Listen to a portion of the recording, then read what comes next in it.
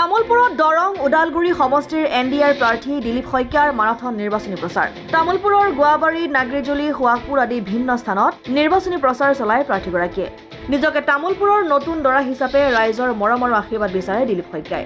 তামুলপুৰ সমষ্টিৰ 2,12,000 ভোটাৰে বিকাশ আৰু উন্নয়নৰ স্বাৰ্থত পদুম ফুলত ভোট দিবলৈ সাজু হৈ আছে।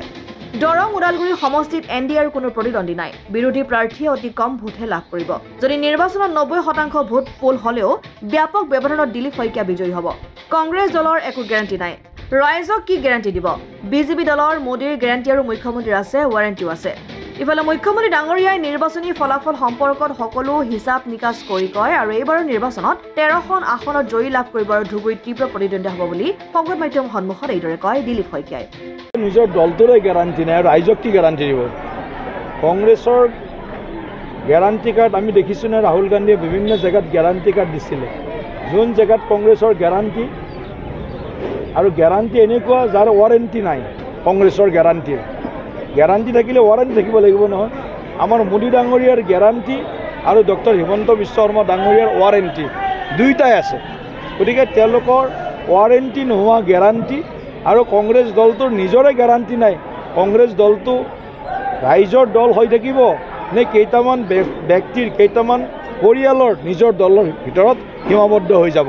গতিকে কংগ্ৰেছ দলৰ ভৱিষ্যত মইতো দেখা নাই যে কংগ্ৰেছ দলটো বহুত দীঘলীয়াকৈ আৰু ভাৰতবৰ্ষৰ ভূমিত তেওঁলোকে জীয়াই থাকিব। এনেকুৱা পৰিৱেশটো বহু বছৰলৈকে নাহিব। এনেকুৱা এটা পৰিৱেশ নিৰ্মাণ হৈছে। তামুলপুৰ সমষ্টি দৰং ওদালগুৰিত অন্তৰ্ভুক্ত হৈছে।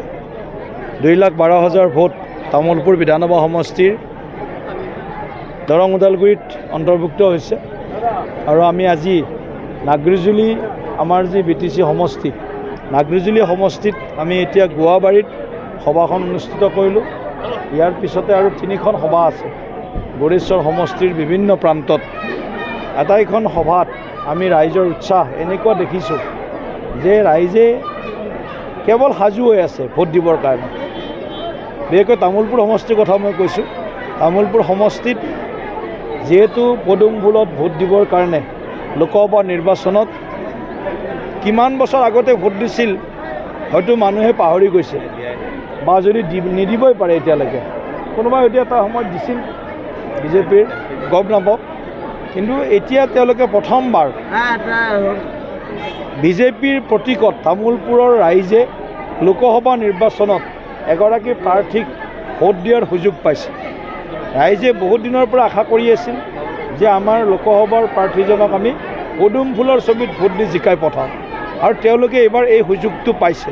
গতিকে মোৰ বিশ্বাস, আৰু মই এই যে ভোটাৰ ৰাইজ প্ৰায় 2,12,000, তেওঁলোকৰ যিটো মনৰ ভাৱ বা মনৰ উমান পাইছোঁ, তেওঁলোক সম্পূৰ্ণ সাজু হৈছে। তেওঁলোকে বিকাশৰ স্বাৰ্থত, তেওঁলোকে আমাৰ এই অঞ্চলটোৰ উন্নয়নৰ স্বাৰ্থত নৰেন্দ্ৰ মোদী ডাঙৰীয়াক তৃতীয়টো কাৰ্যকালৰ বাবে প্ৰধানমন্ত্ৰী হিচাপে নিৰ্বাচিত কৰাৰ বাবে তেওঁলোক সম্পূৰ্ণ সাজু হৈছে। কিমান ভোট পলিং হয়, ৰাইজে কিমান ভোট দিবলৈ আগবাঢ়ি আহে তাৰ ওপৰত কথা হ'ব। যিমান বেছি পলিং হ'ব সিমানেই বেছি মাৰ্জিন আমাৰ হ'ব। যিমান বেছি পলিং হ'ব, যদি আমাৰ 90% পলিং হয় তেনেহ'লে আমি বহুত বেছি ব্যৱধানত, অভূতপূৰ্ব ব্যৱধানত, আশা নকৰাতকৈ, যিমান আশা কৰি আছোঁ ভিতৰে তাতকৈও বেছি ব্যৱধানত দৰং ওদালগুৰি লোকসভা সমষ্টিত NDA প্ৰাৰ্থী জয়ী হ'ব। প্ৰতিদ্বন্দ্বী বুলি কোৱাৰ লগে লগে প্ৰতিদ্বন্দ্বিতা কাৰ লগত হয়? ফাৰ্ষ্ট আৰু ছেকেণ্ড পজিশ্যন যোনে পায় তেওঁলোকৰ মাজতে প্ৰতিদ্বন্দ্বিতা হয়। ফাৰ্ষ্ট ছেকেণ্ড মানে মেট্ৰিকত যিজন ল'ৰাই 0.5ৰ কাৰণে ফাৰ্ষ্ট ষ্টেণ্ড নকৰে, ছেকেণ্ড ষ্টেণ্ড কৰে, তেওঁলোকৰ মাজত প্ৰতিদ্বন্দ্বী কোৱা হয়। এতিয়া আমাৰ ইয়াততো প্ৰতিদ্বন্দ্বী বুলি ক'লে তেনেকুৱা নায়েই। ব্যাপক আৰু বিশাল ব্যৱধান হ'ব। গতিকে ব্যাপক বিশাল ব্যৱধানত প্ৰতিদ্বন্দ্বী শব্দটো সেইটোক মানে লাজ দিয়াৰ নিচিনা হ'ব, প্ৰতিদ্বন্দ্বী শব্দটো।